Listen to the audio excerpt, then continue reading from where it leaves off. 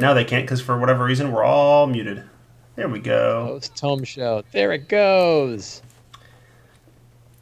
Do I need to put up my background? I've never cared about whether or not you put up your background, so whatever. That was always a you thing. You're gonna have to live with the washer dryer. Yeah, it just looks like a closet back there now, so it's fine. Yeah, it's a washer dryer unit. All right, let me finish writing this description here. Jeff Tracy chatted with Mike and Rabbit to discuss the results of an international election of the best 5th edition D&D adventure of all time.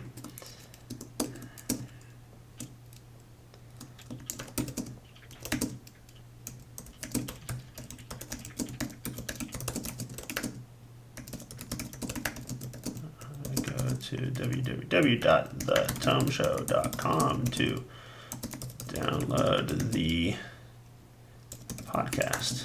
You writing up the thing for the last one? Yeah, I always post the last recording that I did on Twitch to YouTube the day that I make a new one. Gotcha. So I've been doing it the same day. I've been doing everything the same day. Does my Yeti mic sound good? I'm trying to figure out if it's time to get a new mic. I've had this one for 10 years. Sounds fine. And I've had my Yeti for 10 years as well. Does it sound okay? Yeah, yours sounds fine. Yeah. I mean, we're all good. Everybody loves each other's Yetis. You sound like you like the Mike Shea that I know and love from the internet. As a professional podcast guy, my mic is high quality. Who's a professional podcast guy? You. Oh, yeah, no, it's fine. You're not embarrassed. You're not embarrassed to put my voice on your podcast. No. Man, I had my D&D Beyond shirt on yesterday. Oh. I had it actually earlier today because we're in COVID and I wear shirts for 3 days. Right. I had it on earlier today. And then I'm like, I got to shower. I've got it behind the DM screen today. You showered for us? Oh, my. Yeah. Wow. I did not shave for you. Yeah, I noticed. like for the last 3 years. Yeah. Yeah. I apparently didn't brush my hair, so. Well, I think I only. Yeah, I think Jeff did brush his hair. Well, I didn't shave my head today either. Oh. No, I think I only own 3 D&D T-shirts that fit me. Watsy sent me like the Stream of Many Eyes exclusive T-shirt, whatever that was, a year or two ago. But they sent me like an XL, and it's like, since when have I been able to wear an XL? So I gave it to my son. So he gets all my hand-me-down D&D shirts. So I only have 3. I keep trying to, use the stream or whatever to get somebody to send me free T-shirts so I can wear their stuff, right? But so that's how I got the D&D Beyond shirt. Yeah, it's the one that's got curse on the back. Yeah. And they don't belong. Oh, yeah. And then I also have a Kobold Press shirt that Wolfgang gave me at breakfast at Gen Con one year. And then the other one is the Rainbow Ampersand. I bought that one. I just got paid by Wolfgang Power. So. Are you doing stuff for Midgard? Yeah, I had I don't know what they're for. If I did, I probably couldn't say. I did 2 freelance assignments recently for Kobold Press for funsies. Well, I guess I won't ask you what they're for then. But yeah, well, I couldn't tell. One of them I couldn't tell you. Could you tell us what kind of thing it was? Like, is it an adventure, or is it monsters, or is it spells? Or it was something I haven't ever had to do for a. It was not a monster. It was not a spell. It was not an adventure. Okay. It was something I've. It's something that I shouldn't. I probably shouldn't say. You can eventually figure it out. Right. Sam left us and now came back. No, I'm back already. Sorry. That was camera fritz. I don't know, my stupid computer. I don't see you though. You're just audio now. Yeah. Let me.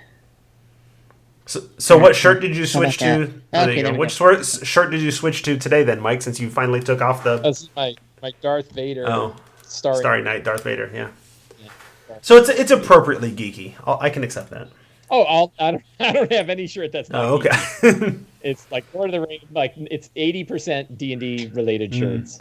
I have discovered that I have and then a bunch of Star there Wars you go. shirts. I've discovered over the last few years that I have a significant dearth of geeky shirts. So I've started slowly building up my geeky T-shirt collection. You don't have enough. No, I mean, I think at the time that I realized it, I think I just had like a couple years ago. I realized I just had the 2 D&D shirts.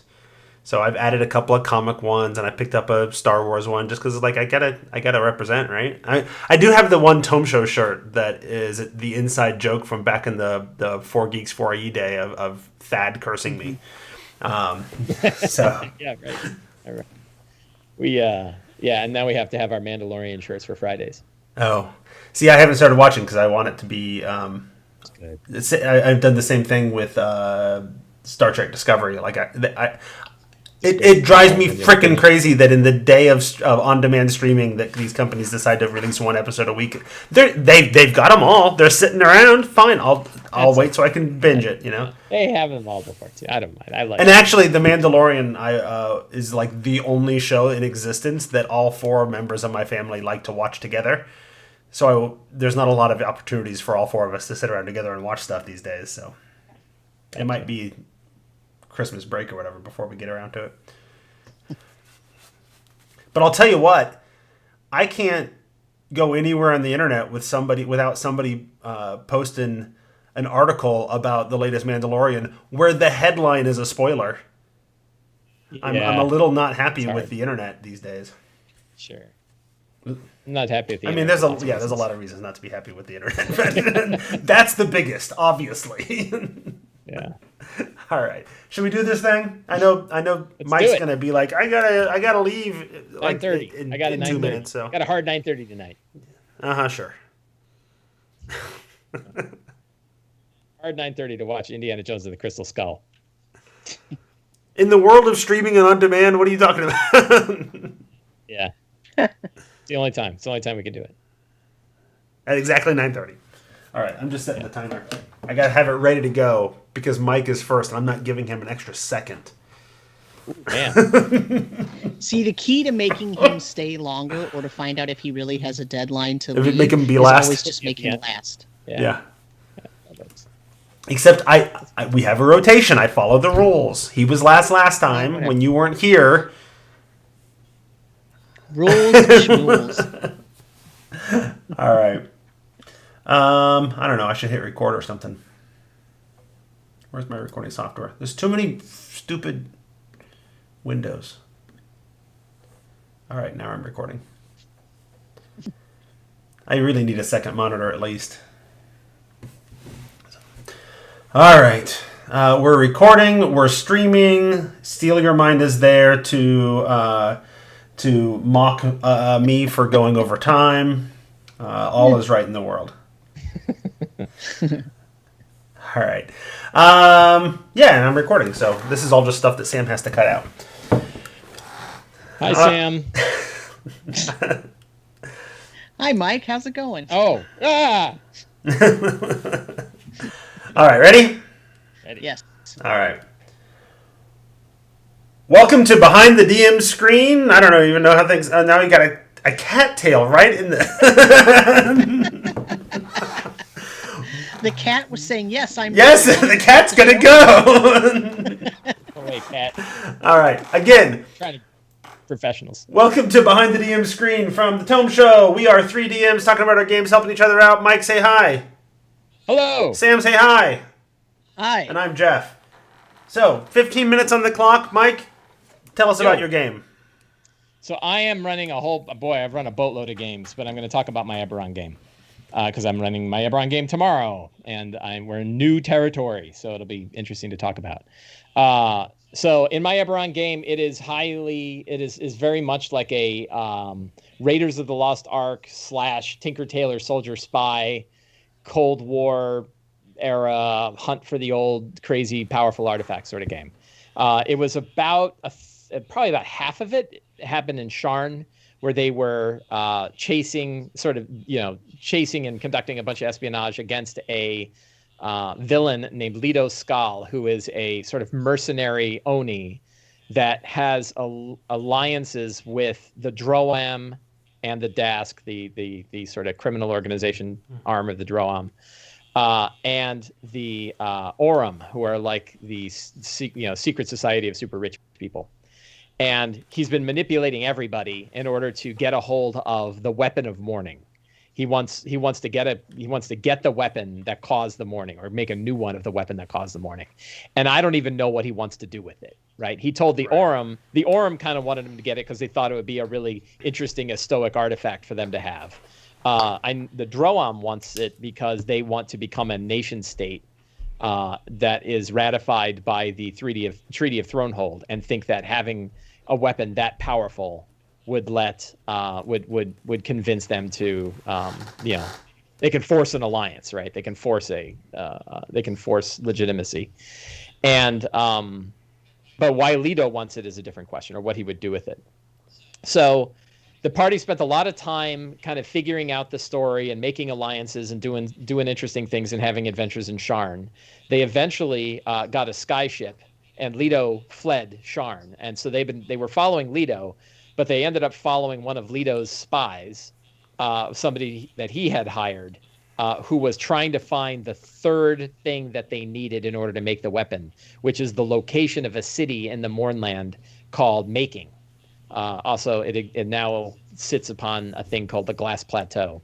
And inside the city of Making is a particular building or construct or something called Claw Rift.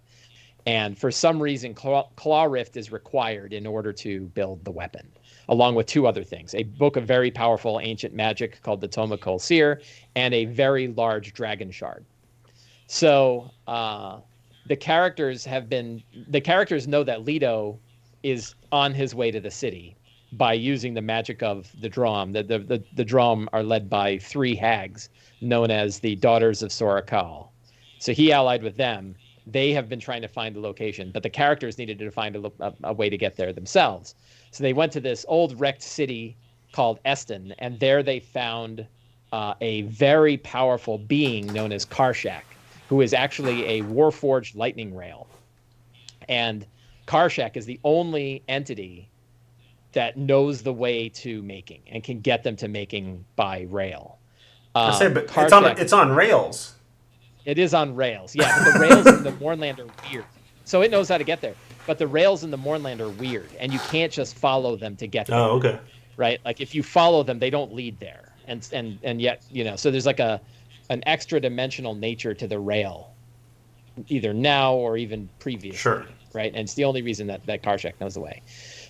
The problem with Karshak is he'd rather die than go there, and he's more than happy. He blew up Eston on the way out of the city because he's like, I'm tired of that city, and I'm never going back there. And he blew up the entire city behind them and killed hundreds and hundreds of people, just to prove a point to the characters, which is like, I didn't even care about them at all, and look what I did to them. So if you piss me off, imagine what I'll do to you, right? And so the characters were suitably like, we're inside the same. It also is a supersonic train, so it goes really, really, really fast. Sound barrier is broken and kills everything along the track that it happens to be nearby. So they are roaring along. They made it, and they actually, nailed a diplomacy check and said, "You are more than just a weapon. You are a being that is worthy of existence and can have a better place." And we met a Warforged Titan that learned how to speak poetry, learned how to write poetry, and he became something else. You can be something else too. And he said, well, there's only one other thing that I want, that if I'm not, there's only one thing that could get me to stop me from this. And there was another train, and the two of us used to be able to talk to one another, but that train killed themselves, and their personality orb, their docent orb that was inside the train, was stolen. If you get it for me and bring it to me, then I won't kill all of them. Is this like D&D Thomas the Tank Engine? It's actually directly ripped off from Stephen King's The Wasteland. Okay. with a train known as Blaine the Mono. But riddle games are dumb, so I didn't want to do riddles. In the book they do riddles.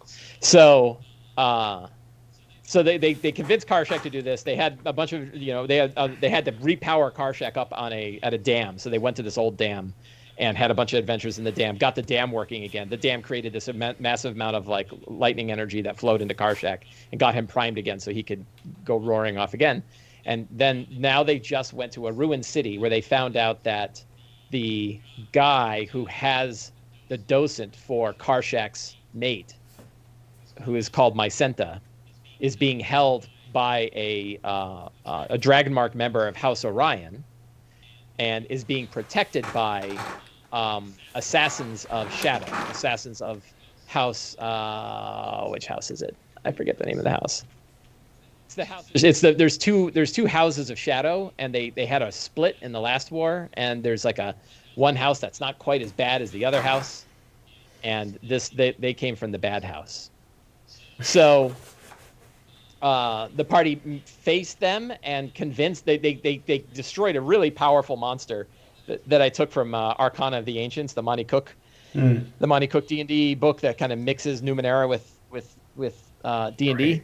And that book, by the way, Arcana of the Ancients, and there's another book called Beasts of Flesh and Steel, are outstanding supplements for Eberron. Oh. You know, particularly for the Mournland, because it's all of this like crazy magic technology stuff, and it's really weird, which means you can drop stuff into your game that doesn't feel like D&D stuff, but fits the themes of Eberron, and particularly fits the themes of the Last War. So, and of the Morning. House Thorani is the name of the house. So there's an assassin of House Thorani who his quote is protecting this Dragonmark member of House Orion, who has the orb that has the personality of the other train that they want to bring to Karshak, so Karshak will take him to making. That's where it currently stands. The tricky bit is I have no idea why the assassin from House Thorani actually is with the guy from House Orion. And that is, I'm trying to figure out. I've already tied it to one of the characters. One of the characters saw her. Her name is Needle. And she saw Needle. His character's female. Saw Needle, and said, "Oh my God, that's Needle. That's an assassin from House Thorani." And I think also one of my other players, the other characters, is going to recognize her and say, "That's Needle." Like, as she was a hired assassin for the King's Dark Lanterns as well. So I'm doing a lot of like wrapping up the intricate politics of Eberron, into like one scene. Mm-hmm. But the scene ended with a conversation, right? So it's starting tomorrow night with a conversation. And I haven't yet figured out sort of the motivation for why, in the middle of the Mournland, in the middle of this ruined city, agents of House Thorani would be protecting a member of House Orion who holds this docent, essentially a Warforged personality, right. A powerful Warforged. It's a Warforged brain. It's like a Warforged brain, yeah. To probably one of like the top 3 most powerful Warforged ever made, right? Like the idea that they put. I mean, it's kind of like you put an AI into a big system, right? And if you think about like most Warforged are AI put into humanoid bodies. In this case, they put it into vehicles, right? And you have if you have a sentient vehicle, that vehicle is more powerful, could do more for you than if you just had a vehicle that you could drive yourself. So that's where my game currently is. Mm-hmm. The other kind of big question marks I have is like, what the hell are they going to find when they get to making? Like, what is that rift? And the only, I had this sort of idea. Over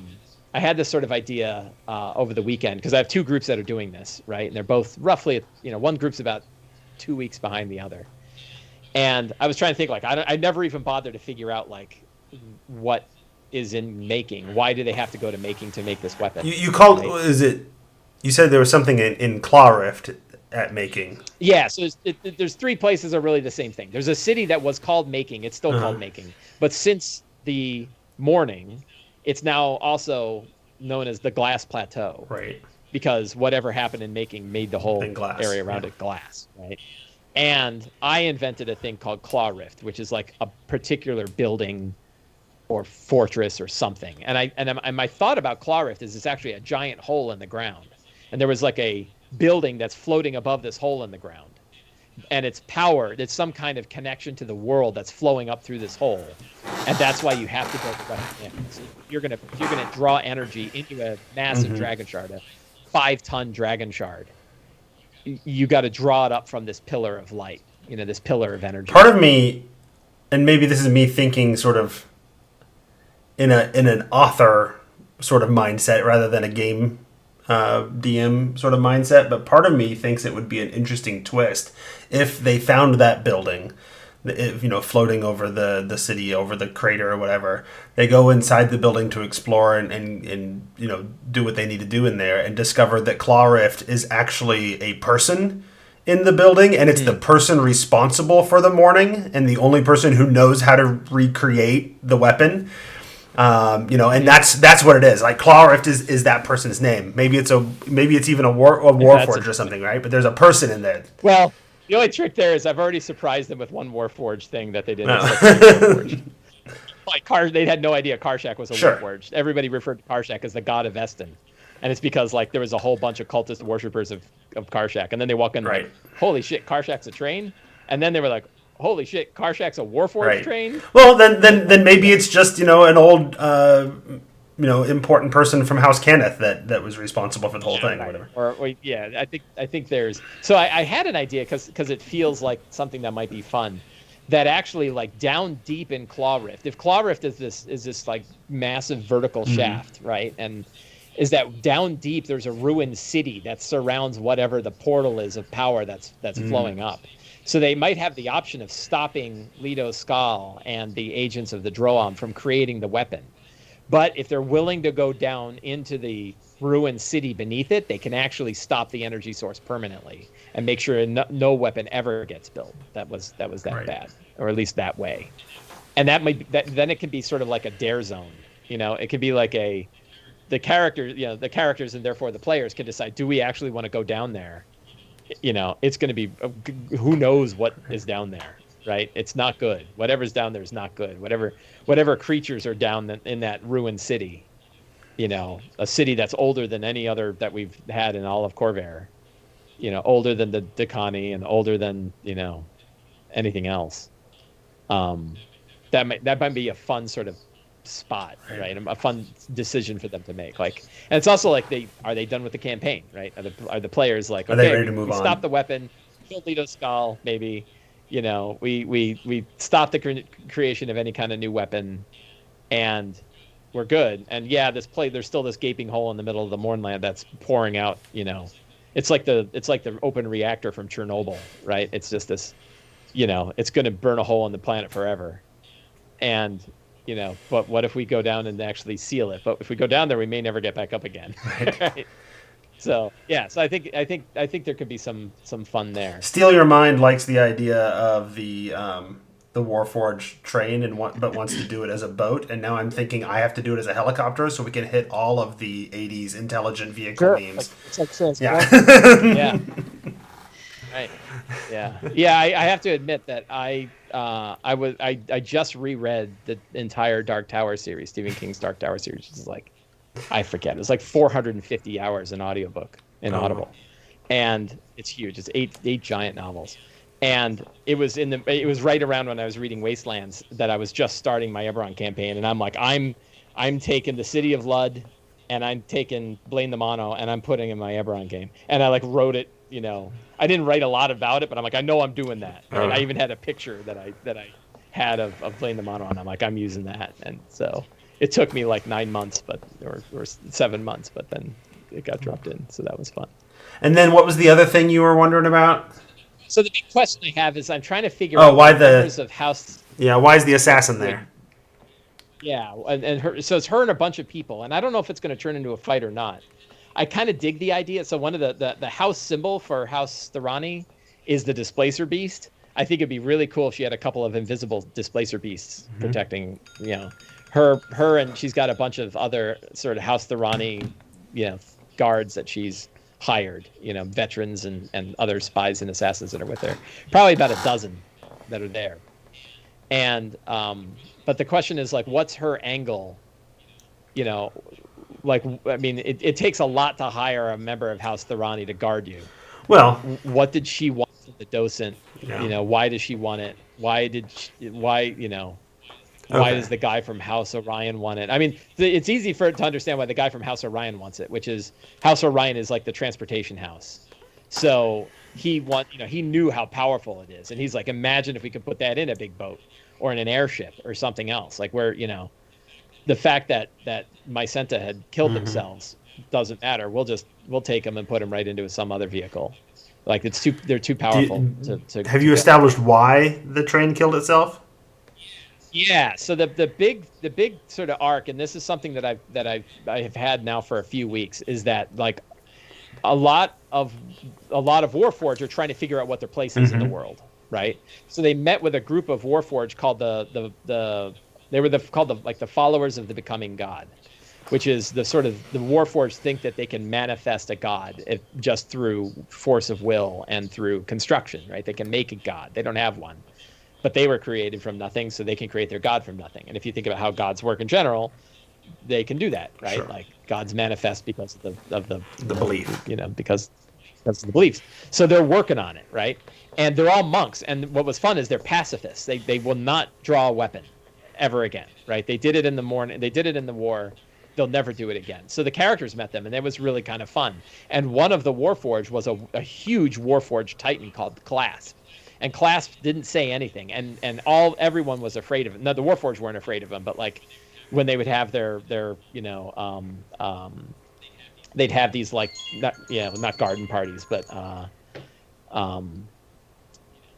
they'd have you come on to our place and buy all of our produce. And when all the local villages would kind of come there for their farmers market, that's what I'm looking for, their farmers market. They'd come to the Warforged farmers market, and every so often they'd catch a glimpse of Clasp, and everybody freak out because he's like 25 feet high and 4 tons, and he's got a hammer for one hand and an axe for another hand. And they're like, that dude's gonna, he could wreck all our villages in one night. And but Clasp doesn't do that anymore. He's a member of the monks of becoming god too. And his thing was he thinks up a poem every day. He's a poet, right? So his thing is he sits in his monastery, kind of isolated by himself, and then at dinner he shows up. They all get together for sort of a gathering, even though they don't eat. And then he says one of his poems, and so it kind of caught the characters off guard when he kind of stands up there and gives this poem, and they're like, "Wow, he's like a big giant poet." So then later they went into Eston, and Steal Your Mind says Warforged Farmers Market, trying to understand the utility, and their utility is they want to be members of the local society. Yeah. They don't get anything. They get kind of money back, and they use it to kind of build the castle that they're in. But they really just want to get along with the other people out there. So they're doing it. They're doing it on behalf of everyone else that's there. So then they go to Eston, and in Eston they see Warforged that are almost the exact opposite, which are like wild, crazy, sometimes in great pain because they were like they met a bunch of Warforged werewolves, right, which were like lycanthropes that had been sort of converted into Warforged because, like Wolverine, you could sort of implant anything in them and they'd still survive. And they were just angry and hurt, and there was no kind of dealing with them. And then there was other Warforged machines that they found there, and then they meet Karshak, right? And Karshak says like, look, I was responsible, Mycenta and I were responsible for moving equipment and materials and the artificers from Eston and from Metrol, these 2 other cities, to making and back and forth. And then they blew up an entire continent. And that's on us. We helped them do that. We're probably the only entities left that had that. And at one point they're riding around on Karshak, and he points out the window and he shows them this thing called a Dread Destroyer, which is a huge like Warforged tank. It's actually the Dread Destroyer is a monster in Arcana of the Ancients, and it's like a CR-30. Sure. It's like a Tarrasque, right?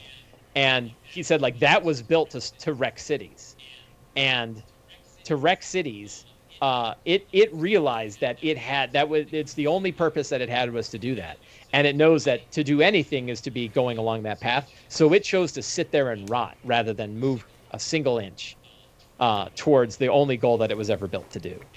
And so that's kind of the metaphor for Karshak too. Is like the best thing I can do. Then and Mycenta had that agreement. Like there's nothing for us. And we are weapons of war, and we don't want to do that. So I'll destroy myself instead. And she went off her own rail and blew up the train.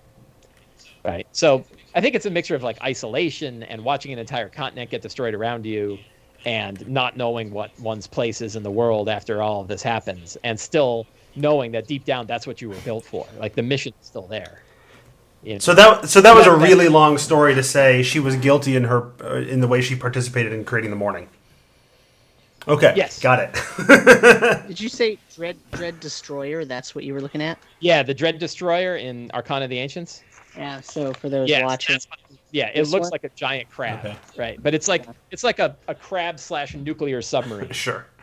Right? So and that's pretty so cool. To my mind, I think there's a few interesting reasons that Needle, you said, was the name of the assassin, right? So on one hand, I kind of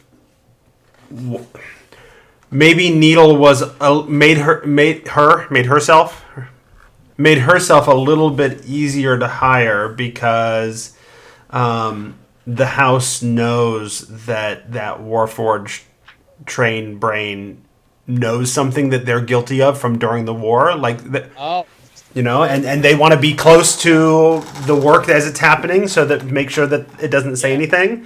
So that could be one thing. The other thing, which puts a twist on it all and connects it a lot less to the larger story, is what if the reason she's really interested in protecting the guy is because they're in love, and it's just a personal thing, She actually took a leave from the house to go and do this to protect the man that she loves or whatever. Mm-hmm. Those are my thoughts, but I've done most of the talking during your time between Sam and I, so I'll see if Sam has any thoughts. Yeah, what are your thoughts, Sam? I mean, I don't know about the romance thing. I mean, because I don't know about it either, but I didn't want to be rude. Yeah, never stopped you before. It works sometimes, right? I like the other one though. I like the idea that my sentence knows something. Yeah, I mean, the thing with the romance thing is that it's not that it's a bad thing. It's that often works better if you get clues along the way, and you kind of realize it right before it becomes really obvious, rather than, oh, here's this surprise, reason. And if it's not hinted at along the way, then it runs the risk of being a justification that the players never learn about anyway. Right. Yeah. So I don't know. I like the first idea though. So I don't really. Yeah, I'm also wondering if the house. Yeah, they know. Not only does Mycenta have secrets about them, but has secrets in general, and if they can get access to that, how valuable is that to a house that deals in which could be an interesting eventual betrayal. Like, she's not really there to protect; she's there to eventually assassinate him and steal the thing. No. Yeah, I'd give him 50 odds that she kills him. Yeah. For whatever reason. Yeah. Yeah. For me, it's harder to come up with something that feels really good because I don't know a lot about Eberron, so I feel like I would have a hard time making a suggestion that's going to do the setting justice, because I'm not, I don't know about, I don't really know the origin of Warforged and all that stuff. It's just not, I've not had much experience with Eberron. Well, a lot of it is intentionally left broad and vague, but Eberron is built one of the types of stories it's built to tell is sort of espionage, intrigue sort of stories. So. Yeah, I mean, I think it's it takes a lot from World War I and World War II, and the times between. If you sort of mixed World War I and World War II together, and sort of the aftermaths of those two wars, the interwar period together, you get a lot of it. So the Treaty of Thronehold is very much like the Treaty of Versailles, and that it was a really bad idea. The way it worked out was let's bankrupt the entire country. Yeah. And but then also has a lot of Cold War stuff in it. And I kind of poured a lot of the Cold War stuff into this this part of the campaign, just because it's fun and it's cool. And it fits the Raiders of the Lost Ark theme too, right? The whole idea that they're in the Ark of the Covenant, it's you always got Nazis that are going on too. Although there's no real one force that's like the Nazis in this. Like the Emerald Claw was there, and they sort of were like that. But now the Emerald Claw, they were such buffoons that they lost a long time ago. Yeah. So I had sort of all these different players, and the players are slowly getting out. Yeah. And now there's still kind of 3 players left. All right. Well, I think as Steal Your Mind would point out that your time has been up for a good 10 or 15 minutes now. So. Oh man, I didn't hear it. My new alarm that I've been using is quiet. I gotta go watch Indiana Jones. So we will go ahead and end your time. I will remind folks that if you want to support the show, I know shopping season is upon us, and you can go shopping by following the links to Amazon through thetomeshow.com or DM's Guild if you're buying PDF gaming materials for people. If you buy it through those links, we get a little cut, and then I share that with all of the folks who help make the show. So go make sure you do that. All right, Sam, you are up. Let's talk about your stuff because you've started a whole new campaign. I did. So my D&D brief game is still going, and it's getting really exciting now because they finally figured out what they have to do, and they went back into the they gained the trust of the queens, and they went back into the library, and they went to this room that they thought was just going to be a place for them. They were trying to put the book of proofs away because it had been taken from that library in the first place, and they didn't want to take it with them because they thought maybe it would be taken from them and used by Laralac. So they wanted to return it to its home, and that happened to be in this one room in the library that was called the Spire Room, which actually had a sort of model of the Soul Spire, which has to do with the lore of the world. And they walk in, and it's this really huge, awesome, scene, and they're looking at the actual Soul Spire, not just a model of it. And it's showing them everything they need to know, but it's so complex and eerie and creepy and nasty and horrific. They don't really know what they're looking at quite yet. They understand it's the Soul Spire, but it's one of those scenes where it kind of ended the session, and they're just kind of all looking at each other holy crap, what are we supposed to do now? Uh-oh, we understand now this is going to be bad. The way we have to fix this is really going to be hard. So that's really fun. But I'm not going to talk anymore about that because I want to talk about my Rime of the Frost Maiden game. So I've had a session 0 and 2 regular sessions of that game now, and I really, really like it. And I know that there has been a lot of critique and criticism. And yeah, look at Mike. Mike hasn't said a word. But the thing is, so there's a couple ways that I think about this. Yes, there are some things I changed, but none of them are supremely major enough. None of them had to be supremely major enough, at least not in the first half of it. I know in the latter half I'm going to change something pretty major, and that a little bit bugs me. But I'm not changing this. The first probably 10 sessions that I'm going to play in this campaign, I'm not changing it so much that I'm not changing it any more than I would change any other thing. So despite the criticisms, here's where I'm going with this. Despite the criticisms, I think it's at least as good as most of the other adventures that I've read. No, I was real disappointed with it at first, and then as I thought through the criticisms and whatever, I think there are significant issues that need to be fixed, but the ways that I would fix them aren't as difficult as I originally thought they would be. And that's been the case for most. I had the same reaction to Tomb of Annihilation. The death curse was a real hard stumbling block for me. Yeah. But once you sort of figure out how to get past it, it moves smooth. Tyranny of Dragons and the fact that the masks are useless and don't do anything, it was problematic. And then actually Mike gave the idea of here's a way you can make them matter, and then that kind of fixed a lot of it for me. So oftentimes the big problems have relatively simple fixes. Right. Yeah. And so here's what happened. So I decided to focus at the beginning on the environment, because I think the first part of this adventure is meant for the PCs to experience the environment and get to know the people of Ten Towns. And so I'm focusing on, food scarcity and extreme cold and people being sacrificed, and everybody's scared and everybody's suspicious. The towns, when it gets dark at night, the towns all, they shut their gates, right? Whereas normally they would have their gates open until it got really late. And now their gates are closed most of the time because in this setting, because of the rhyme, it's only light from 10 a.m. to 2 p.m. And then it's dim light. Otherwise, it's dark until midnight when she goes across the sky and casts a dim pale, a dim pallor on everything. And then at 6 a.m., that goes away again. It fades when the time that the sun would come up. So then it's dark again for 4 hours until 10 a.m. and then it's only light again. So it's only light for like 8 hours a day. And at that, unless there's a full moon, right? But then, and at those times, it's still only dim light. It's not even bright light.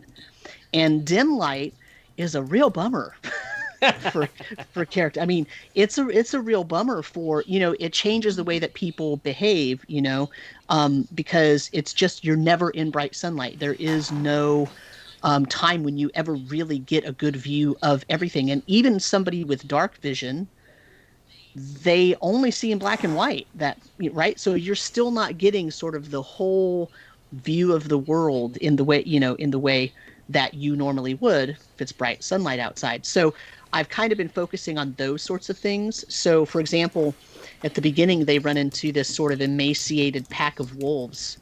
They're on their way to Targos. They're walking to Targos, and they sort of notice there's these sounds around them, and they're being stalked by this kind of emaciated little pack of wolves.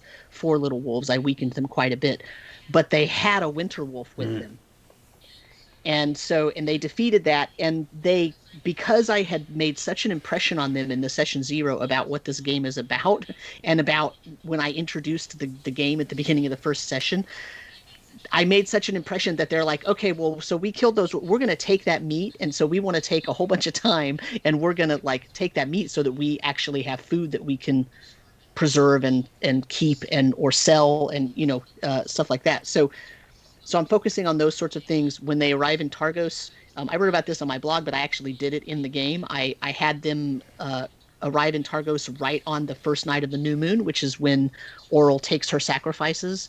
And so they walked up to Targos, and there were a couple of guards pulling a man out and tying him to a pole and stripping him down so that he could, be sacrificed to Oral. And of course, his family members are just inside the gate crying and whatnot. And so there's this whole scene where they have to decide what to do. They end up going into the town. They don't rescue the guy, by the way, because it's the law of the land up there that the sacrifice has to happen. And so they decided, well, we can't really intervene. We don't know these people. And, they kind of talked about, well, is this person a criminal, or, how do they, like they didn't know any of the technicalities about what's happening. So they basically said, well, we can't really intervene because we don't know what the right choice would be. So they kind of decided not to intervene. That's very un-D&D-ish of them. It is very un-D&D-ish of them, and a couple of them I think were a little bit bothered by it. So I think that's gonna end up coming back, right? Because they're gonna start to see these sacrifices a lot more. But anyway, so they go into town, they meet some people. The next morning, they're woken up by. First of all, they went to the tavern, and when they went to a tavern, I told them the tavern didn't look very well kept, so it had spaces and gaps between the floorboards, and it was very chilly, and there was a breeze and whatnot. And they went up to the room, and I basically described the same thing, and they decided to stay there anyway. And half of them were kept up all night by rats running around in the walls and making scratching noises and all of that. So half of them woke up the next morning and were already exhausted. So that's one of the ways that I'm showing how harsh this environment is, right? If you can't even get warm inside, and if you can't get a good night's sleep inside, you're going to be exhausted. And that is so harsh for characters. I mean, they stayed exhausted for the whole entire first and second session. Wow. Right? I mean, they were kind of screwed in some cases. How are the players taking that? Oh, they're loving it. They're we knew it was going to be hard. We knew, because there's a lot of levity in between, right? Like I made this really boisterous, tavern keep, and there's some mystery things going on, and they're really interested in trying to figure out what the heck's going on. They're suspicious of every single person that they run into, because of course half of them are suspicious, right? And so they're woken the next morning by a scream, and someone has found a body outside. So they go and they look at the body, and the body has had the symbol of Oral carved into its chest, and it's had its throat slit. And of course, that's the work of Sefik Caltro, but they don't know that yet. All they know is that this happened. So now they're there, and of course, the guards come running, the town guards, and the captain of the guards come in. And I think in Targos, actually, it's referred to as the militia. They're not guards, they're militiamen, but whatever. So they come in and they start questioning the PCs because they're like, "What's going on here? You know, when did you find this body? What's happening?" And there was not really any moments where the guards were going to accuse them because you could tell that the person had been killed and the body had been frozen and deposited there that morning. Um, and so they're doing this investigation. And meanwhile, someone from the town kind of gets the attention of one of the characters that was standing much farther away and says, I heard there was a murder in Bryn Shander too. So this isn't the only one. And then the person like hurriedly went inside and shut their door and barred it and stuff like that. So they decide and they get talked into kind of by the guard and one of the players to think about going over to Bryn Shander because the player is playing this character that's really curious, but also like keeps secrets and whatnot, and so basically is trying to get dirt on everybody. And then while they're sort of horsing around, the speaker of the town comes in. And of course, the speaker of the town in Targos is not necessarily the most trustworthy person anyway. And I played him up like a real slimy used car salesman. He was a politician kind of guy. He didn't answer any of their questions. It's like the mayor in Jaws. Yeah, he asked about 4 or 5 questions and they answered them, and then he wouldn't answer any of their questions. But he didn't just go silent. He just answered questions that weren't what they were asking, right? And so they're, of course, suspicious of him, but they have really no reason to think that there's something wrong with him other than he's a politician. And so they end up deciding, okay, he convinces them, look, I don't have any jurisdiction in Bryn Shander, so if you can go find out what's going on in Bryn Shander, I'll have my people look in here, and then maybe we can figure out what's happening, why, if there's been really 2 murders, we can figure out why. So they are about to go over to Bryn Shander, but they start to get suspicious of the tavern keep, who keeps talking about his wife, but they've never seen his wife. So they learn from him a couple of important things. The first one is he thinks he still has a wife, but she's just at the shrine or at the temple right now. He'll make sure she's back when they get back. That's what he tells them. So they ask him, where's the temple? And he says, oh, it's over there in that stand of trees by the wall. And so they go look at it, and it's this ice shrine to Oral. But then they decide, well, we need to tell the speaker that there's a shrine over here to Oral, and he tells them, well, there are shrines in every town. There's shrines and temples in every town. I mean, Oral is a goddess. Of course she's worshipped, and she has places where she's worshipped more. And so they're getting the picture, oh, okay, well, this kind of, yeah, so how are we going to tell the kind of good people who are worshipping Oral from the bad people? And that's not uncommon in the realms in general. Like, you have horrible gods and goddesses, and they are worshipped in order to, keep their wrath at bay, And whatnot, yeah. Yeah, exactly. So they're sort of stumbling against that because now they can't just immediately tell who's good and who's bad. So they also find out by searching the kitchen, because they asked the tavern keep if they could use his kitchen to preserve some of the meat that they got. And while he's looking away, or while he goes into the other room, they start searching the place, and they find 2 dead flying snakes in a box that looked like it was getting ready to be shipped somewhere, but they're not. They're flying snakes that are blue. They're like a icy blue color with dark blue wings. And they have never seen anything like that. So now they're like, oh, well, but a couple of the players are like, oh, we've seen flying snakes before. So they have a player knowledge thing going on where they're like, crap, is that happening here too? Yeah. So that happens. So they decide they're going to go to Bryn Shander. So they try to make their way over to Bryn Shander. And as they get there, they see someone over in a little snowdrift by a little dead tree stump, looking around for something and acting kind of weird. And they stumble across Velen Harpel. And I don't show... So she's by herself, and I show them the picture, but I've cropped it so that all they can see is this old woman with the owl on her shoulder. And so she tells them she's looking for these little elemental creatures called Chewingas, and so that's how they end up getting the Chewinga quest. And they end up making their way into Bryn Shander. So they talk to her for a while, and they're sort of like, as players, they're like, Sam, did the module name this person Villain? Like, why is this person's name Villain? And so, but her name is Villain. I didn't name her. That's her name. I'm sorry. Did they have a quest in Targos? Uh, well, so no, they did not do the Targos quest.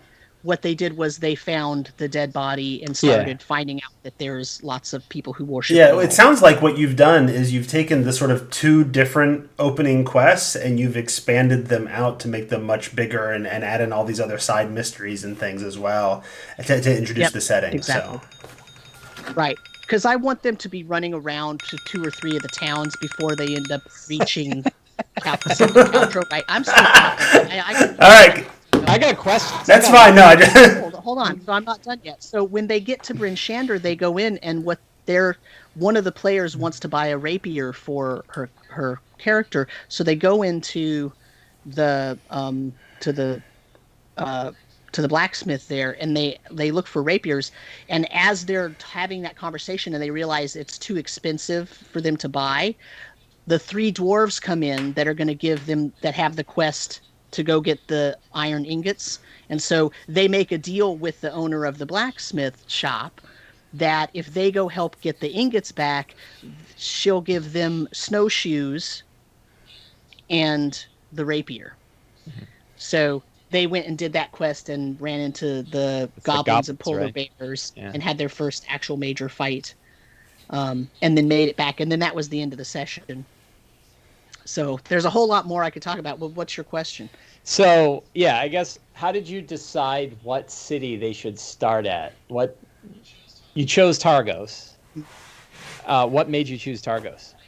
I chose Targos because Targos is one of the largest towns, and it's also the most nefarious of the largest towns. Mm-hmm. Yeah, right. And I wanted them to see the kind of evil underbelly first as players, not necessarily as characters.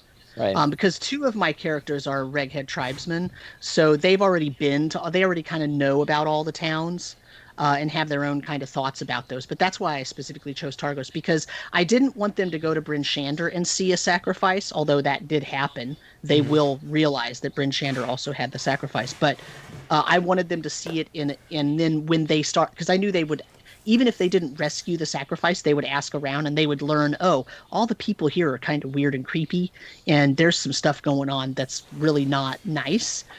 And then having a murder victim show up there is, just kind of adds to that. But they really don't have a reason to disbelieve the guard captain or the speaker right now, right? They really have no reason other than the fact that they had a citizen that was murdered, right? Mm-hmm. Like they really don't have any but so if you give them something and you give them no reason to suspect someone, but then later on they can build on that relationship and learn how creepy that person is, it feels like a richer world is the reasoning there.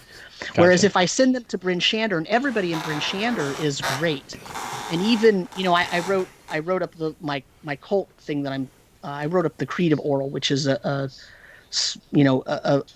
20-page basically document that talks about the cult of Oral and how to work that into your Frostmaiden game. And one of the things that I say in there is, for me in Bryn Shander, because Bryn Shander has such a lawful, good presence there, even though they're still doing the sacrifices and whatnot, Marcus and Duvessa, the two, the chief of police, basically the sheriff, and the speaker in Bryn Shander, they really don't want any cult of Oral activity. So they have cracked down on cultists having, cult-like behavior there. And so it's kind of the safe space town almost, mm-hmm. where you can actually go there and they'll learn that they can actually talk to those people and they're going to be relatively honest. Whereas in Targos, I also needed them to see another town that wasn't like I didn't want them to come into Tin Towns and think, oh, these are all happy-go-lucky people, Right. despite there's and this and, huge, and there's nice places to sleep castle. at night where you won't gain exhaustion and all these Right, things. Let him right, start off with that survival mode and that things are dark and hard, right. and then find a safe space later.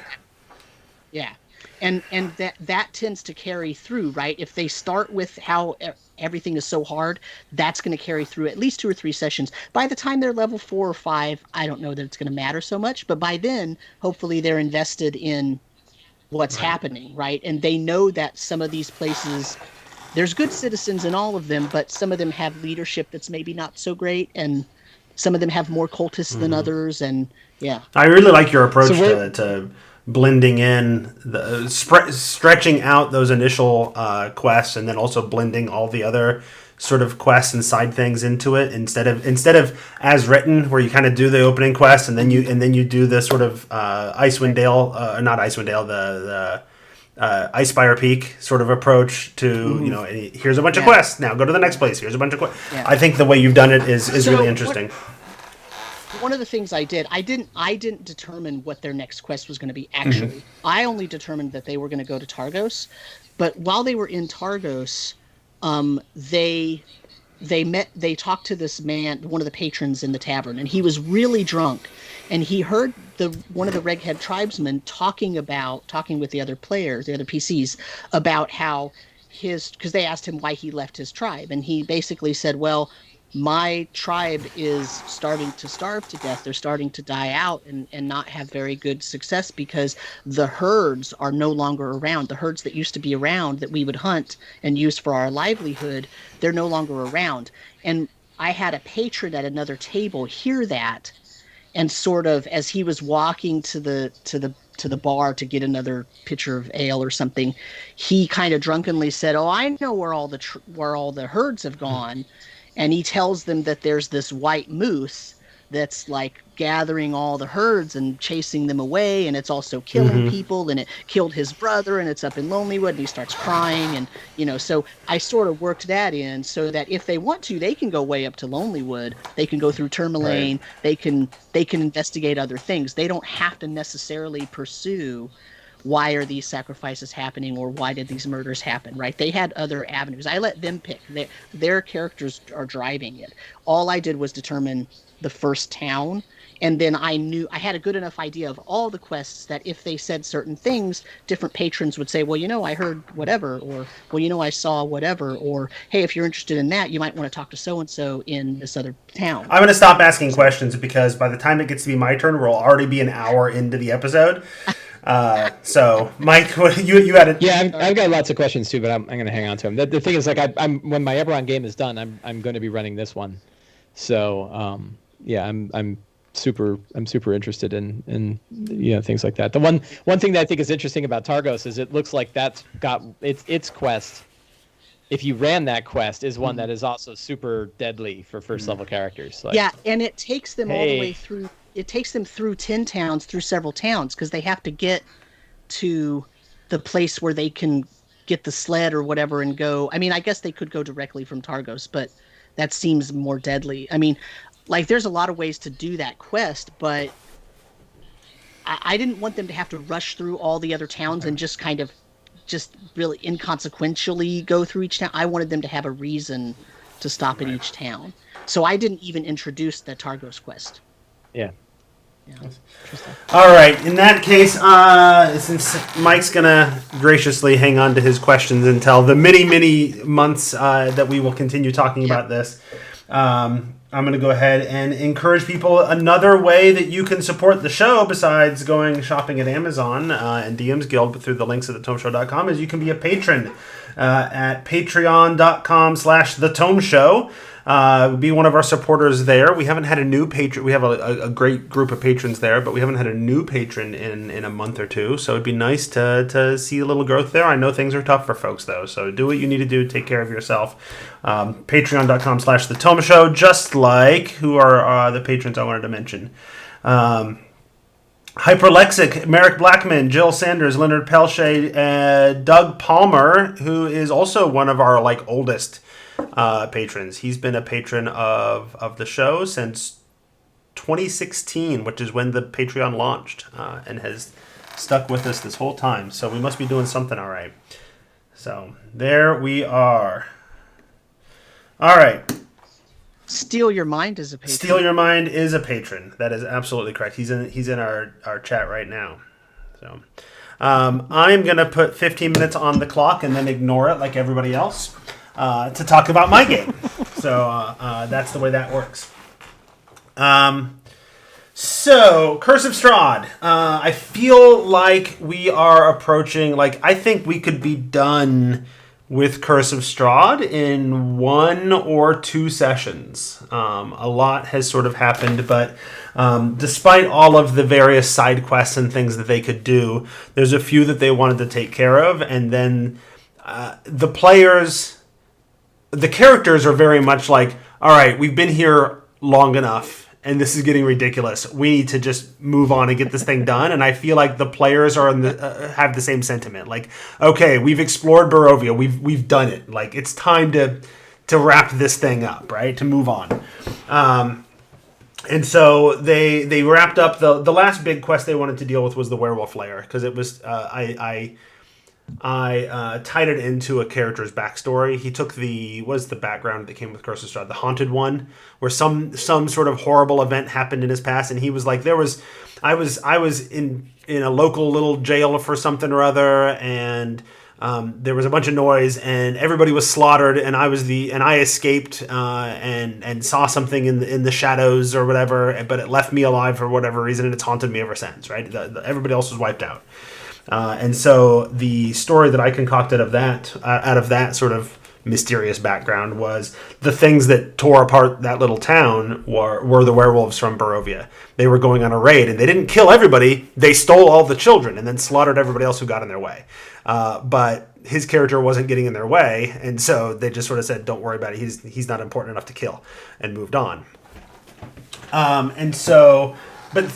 that to say that dealing with the werewolf issue was important to that character. And so they headed off to the werewolf lair, and this character was on a rampage and was killing every werewolf, even the ones that were trying to talk to him, even the one that was like, what is it, like there's a little 11-year-old kid holding a little wooden zombie doll or whatever, and he blasted it before it could even transform into a werewolf. and everybody sort of looked at him, wide-eyed, like, are you okay? No, it's a wolf. He has to die, right? Well, irony of ironies, in the next session after they'd finished off, and Zuleika did manage to survive and talk him down, and not, he sort of made a deal to not kill her with the intention of like, maybe I'll kill her later, right? But then they came out, and Kirill, the horrible leader of the werewolf pack, had just arrived with his hunting pack, and I had this story where there was another sort of primal werewolf up in the mountains that they were sending the kids who didn't make it into the pack up for food and sacrifice, so that this primal werewolf didn't come down and wreak havoc in Barovia.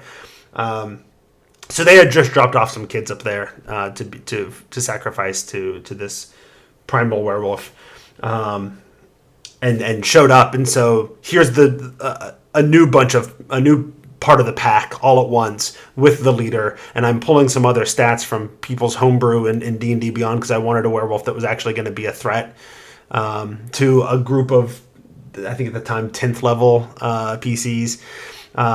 So I found somebody had made like a CR13 that was probably not actually a CR13, but that's what they called it, alpha werewolf sort of.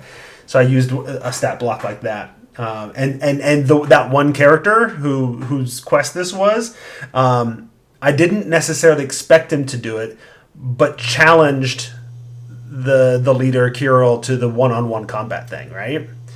And then one of the other players is like, let me make sure this is fair, and puts up a wall of fire around him, which worked out perfect for this character, because the character who challenged the leader is also a warlock with Eldritch Blast that pushes.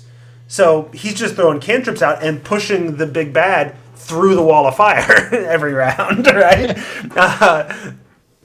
But that ended up being a fun little encounter, a fun combat, and then they decided if there's some other massive werewolf creature up there in the mountains, we need to, and that's the cause of all this horribleness and the sacrifice of children or whatever. Zuleika's like, look, if that thing's not around, I will cut ties with Strahd, and we won't go on any more raids. No more kids will be taken.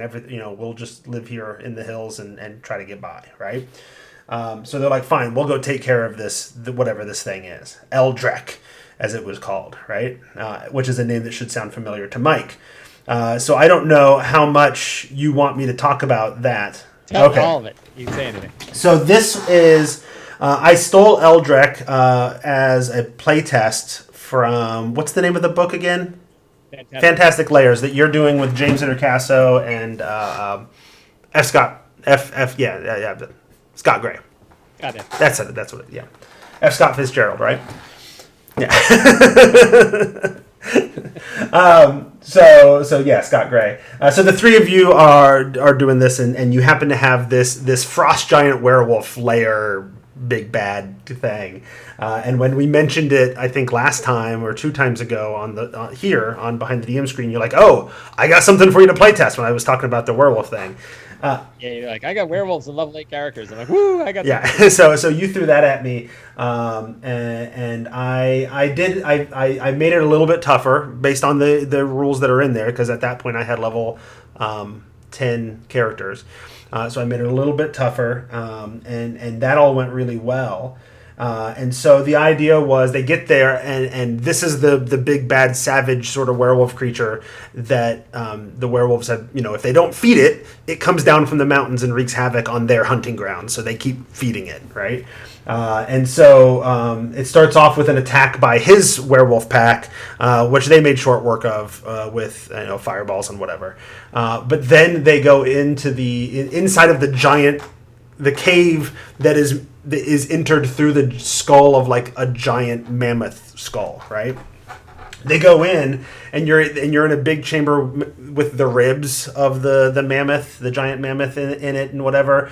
And they come down the ramp, and they're walking across the chamber, trying to checking the tracks, trying to figure out where this creature might be or whatever. And suddenly they start hearing,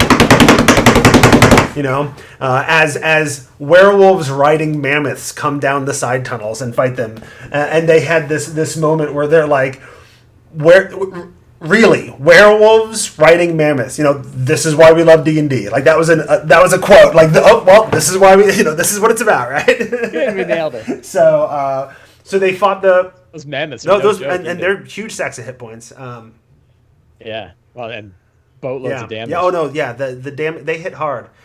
They hit hard, and then Eldrek himself hit real hard.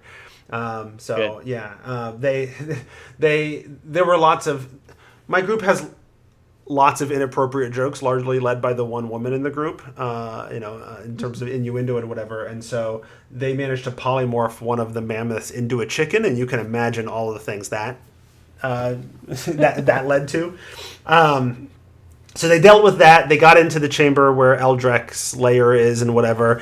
And this was the opportune time. I mentioned that there was a bunch of irony that the one character went around and just blasted every werewolf because they're werewolves, right? In that fight with Kirill, the leader of the pack, he failed a con save and was infected with lycanthropy. Yep, you got to kill him. Right? The rest of the party's like, but I didn't have it, sort of present itself until the fight with Eldrek. I forced him to use one of his turret rounds to transform into a werewolf when he was splashed by the blood in that pool. When Eldrek came, walking through it, it splashed everybody, and when he was covered with it, he transformed into a werewolf, right? And then he's like, "Oh, I don't know what I think about this," but he's also my min-maxer. And they're like, "Well, here are the effects of being a werewolf." Oh, never mind. I think I'm good. Did you say like? However, I take. Well, I'm not taking that approach. Oh. So that they had that fight. Look at all the stuff you get, right, and right. It's mine.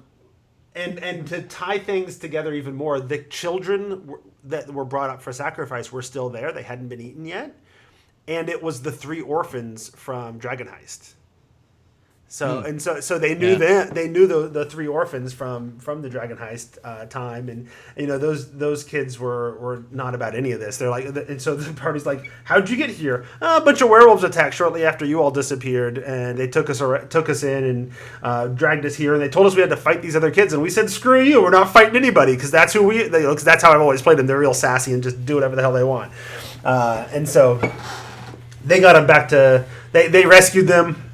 They took him, they defeated Eldrek. Along the way, they ran into Mordenkainen because it was sort of in that area. So I had the Mordenkainen Mad Mage part of Curse of Strahd happen there, which actually worked out pretty well because I was struggling to figure out, like, they gave Arena to the Order of the Feather to protect because all their other options were crappy and gone. And I'm like, I don't really know, like, I haven't had Arena show up since, and I don't really know where they stashed her. And I decided they knew about Mordenkainen, or at least they knew there was some crazy wizard that had a magical sort of hiding place, right? And so they stashed her inside Mordenkainen's mansion. And so they show up, and she's like, yeah, no, I mean, mostly as long as I don't piss him off or confuse him, like, he just ignores me and lets me live here. and it's the one place that Strahd can't find us. That's why Mordenkainen's been safe in here for so long. So they managed to recover him and his mind and do all that kind of stuff. And they were wowed, like, wait a minute, the guy from the cover of that book? Like, so... that was impressive for them, and that'll be lots of fun in the future as well, because as we go into Descent into Avernus, he has the potential to show up there as well. So I've been layering in all these cameos for potential things to happen there. Then they decided, fine, we're done. We dropped the kids off at the Blue Water Inn with the Order of the Feather. We're not worried about them anymore. It's time to go to the freaking castle. We're not messing around with this stuff anymore. We're going to the castle. No more screwing around. So they head off to the castle. And they start. I purposely wanted to layer in, like, there's a bunch of stuff that you want to do that involves going into the castle, not just kill Strahd. Because I'm using the interactive Tome of Strahd, so they've had visions of him creating the heart, so they know that's a thing that exists and powers him up, and they know they've got find. Blinsky wants him to find the mechanical Strahd, and Argon Vostholt, they've been looking for the skull, and so there's different things that they're trying to do in there.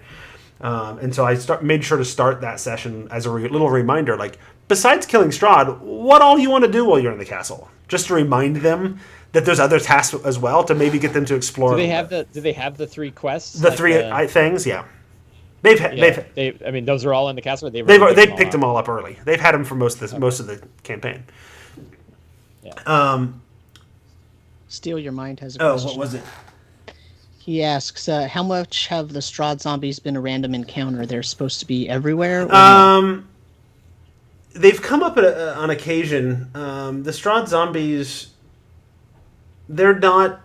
I don't know. I don't find them to be more interesting or fun or impressive than normal zombies. I think the normal zombie, like, headshot mechanic is more interesting than this arm came off when I hacked into the Strahd zombie and whatever. So they come up, but they haven't been very fun or interesting most of the time at this point. So anyway, they go into the castle. They decide to go in through the back door. They decide to explore instead of going in the front door like they normally do, which leads straight to, if you find the right series of secret doors, it leads you straight to the tower where the heart is. And so they by accident kind of went straight to the heart. And so they're like, fine, we'll deal with this, right? And they dealt with that, and then they decided to cross the bridge and go over to the other tower on their way down to, okay, now let's go straight to let's get to the catacombs, let's look for what we're looking for, let's move on, let's get this thing done. And Strahd's there in the castle? Strahd is in Sergei's tomb. That's the final encounter. I had him show up.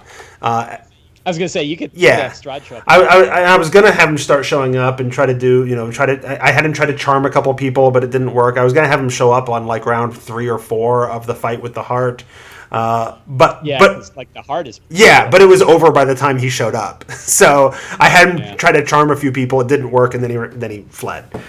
Or didn't flee, but he's casually walked away, and then they chased after him because he went down the stairwell. So they chased after him, and he was gone because, of course, as soon as he's out of sight, he just turns into mist and seeps through the walls or whatever. So anyway, they went down the other tower and ran into the witches that are there, and that's where I decided, because one of the things that the story deals with is all this time from the beginning, Strahd uses his agents to try to steal things from the party that he can use as a scrying focus. And I found that to be really fun. Like every now and then they'd go to a place and then they'd leave, and they'd suddenly realize, oh wait, my pipe is gone, or somebody stole my book or whatever. Right? The very first time they ever met Strahd, he was actually disguised as Van Richten. It was actually before they ever met Van Richten. This was their first exposure to both Van Richten and Strahd, and Van Richten is like, oh yeah, I'm hunting this vampire. I've been studying him for years, or whatever. Oh, that's an interesting book you have there. I use the Book of Shadows from a Sly Flourish adventure that I ran. I don't remember what book that was from either, but but they picked it up and I made it into like this journal of somebody who once defeated Strahd and escaped, right? An ancestor of Van Richten's. And he's like, oh, well, I'd love to study that. I will trade you my journal with all of my notes on how to defeat Strahd if you'll give me my ancestor's journal to keep on to and look at. Next time we meet, we'll trade back. No big deal, right? Except that, of course, it's Strahd. So the book is full of gibberish. It has nothing to do with how to defeat him. And now he stole this book, which belonged to them, and he can use as a scrying focus and whatever. So all that to say, when they got into the witches area, they discovered that's the area where he was storing all of those things. And so all of their stuff that they had slowly been disappearing and they never really knew why, it never made sense to them, and how does Strahd know what's going on anyway or whatever, suddenly it all makes sense, right? Oh, there's all of our stuff. And weird little vials that labeled with our names on it that has like a few strands of hair that the Vistani picked up when they slept in the camp or whatever, all these little things. Was there also stuff from like other people that he was keeping tabs on? What? Sure. I don't know. They didn't ask. So they were just freaked out by the. He's like a serial killer. Absolutely. And so that was fun. And then they finally, one of the players is like, well, I think if we go down these stairs, then we'll be in like he has memorized the map without drawing anything pretty well, and he's like, I think if we go this way, then we'll be able to go there, and then we'll be back in the catacombs. And so they ended up back in the catacombs. And although it's worth noting, the other thing that I had the witches have in sort of like classic hag style, even though they're not hags, I had one of them have a missing eye, and she had replaced the missing eye with one of the eyes of Galore, the stone from Dragon Heist. Yeah, and I stole an idea from the Alexandrian remix, and I had the stone have two of its eyes missing, and the more eyes it had, the more power it gained. And when it had all three of its eyes, it could actually erase the memory, one memory of anything from existence. Nobody would remember it except for you and the stone, which is how Neverember was able to use it to hide the vault, right? Mm-hmm. But the third eye was in Barovia this whole time. It had, after Neverember used it, somebody had one of his agents or whatever had been taken by the mist, and it has been in Barovia. So they found the last eye, and like Mike, who's like, what happens why does this character want this artifact, and what do they plan to do with it? Like, I've had a character who for months now has been really interested in finding this third eye. But I have no idea what it is that she wants the world to forget, and so it'll be really interesting. And she hasn't used it yet, but I'll be really interested to see what she does with it. I have a few suspicions, but we'll see, because I don't know where all that's going to go. So anyway, they've gone through a bunch of the castle. They've skipped a whole bunch of the castle, and I think because they're not looking at the castle as a fun and interesting place to explore, they're like, they have a task, and so they're not going to complete a lot of the task. They're never going to find the mechanical straw. They're never going to find the skull of Argynvost, because they are in the catacombs now, and they're just going to, and that's where Strahd ultimately is. So if they take the wrong turn down a corner or something, they're going to aggro the final encounter, which is fine. They can totally handle it. I made a homebrew version of Strahd that's a little tougher because they're stronger and higher level, and I wanted it to be a bit more of a challenge. I customized the spells and I did all that kind of stuff. So So yeah. Anyway, they also they use the Skywrite spell to throw a big symbol up in the air because they've been telling all of their allies when the time comes, we'll throw a symbol in the sky over the castle. They never told them what it was going to be, but we'll throw something in the sky over the castle. You'll recognize it. That's when you come. So during the final encounter, whenever it is or whatever happens, that's when I'll have Esmeralda show up there, or some of the maybe Order of the Feather folks and some of the other folks that they've met along the way. It'll be a nice sort of conclusion. Everybody comes to the rescue. Steal Your Mind's been asking questions, and I haven't been reading. No, I've been watching him. Okay. Yeah. He just says we're getting close to the time when we're going to test if Mike really needs to leave. Oh. Right. Got 7 good minutes. Well, I that is my Curse of Strahd game. I had my Descent into Avernus game too, but we've been largely running around Elturel this whole time, and I've been. Yeah. Are you prepared to beef up Strahd? I already did. You did, and it's working. Well, they haven't fought him yet. So, but I also customized his spell list. I took a lot of suggestions from the Monsters Know What They're Doing and Keith Amon, and said, okay, well, where are their weaknesses? Like what saves are they bad at that Strahd would absolutely know at this point with his intelligence and the amount of time he's spent studying them. He knows what spells are going to work on who. And then I customize his spell list to be like, okay, well, I got a player who's got a real weak charisma save. Where are some good charisma spells I can give Strahd? And I've got one that I think I might have taken from a Kobold Press product that actually will at least temporarily protect him from sunlight. So when the player comes in with the holy symbol, he'll be shrouded in darkness and protected. I forget what the name of it is now, but yeah. So I mean, I'll have to make sure to cast it ahead of time, because if he tries to cast it when they get there, then it'll be counterspelled. But right, yeah. So if I can offer 2 pieces of unsolicited advice, one, improved invisibility is your friend. That Strahd with improved invisibility means he cannot be countered because they can't see him to counter a spell. And it means that if he's in sunlight, he doesn't have disadvantage because it will cancel out his disadvantage. So yeah, Strahd with improved invis is really strong. Yeah, I don't remember if I gave it to him or not, but yeah. Yeah, he has it in his default stat block. I just ran Strahd a couple weekends ago for our Halloween game, and they were only 7th level, but they still gave him a good what for. And the one thing I wish I had done was sort of a mythic-like phase where I would have turned him into a monstrous bat, like from Bram Stoker's Dracula, crazy, like 7-foot-tall walking bat thing, surrounded by the equivalent of a spirit guardians. That's bat swarms. Yeah.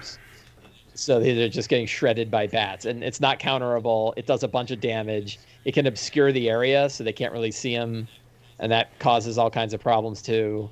It's just for strong characters, you don't want him stuck in a corner with a bucket on his head. Kick me. Well, and that's ultimately for narrative reasons, I like the location of him being encountered in the tomb. Sure. But there's not a lot of maneuverable space in it. I don't want him to escape. That's not. There might be for him though, because he can crawl on the ceiling and he can fly around the crypts. So he's got more mobility than they do. Yeah, spider climb in particular. The other thing is if he's got his brides with him, you got 3 other vampires you can throw at them at the same time. And are they full vampires or are they spawn? They're spawn, but you can because give them a good add some necrotic damage to their slam attacks, and they're really strong. Because the vampire spawn at this point are pushovers for the most part. Yeah.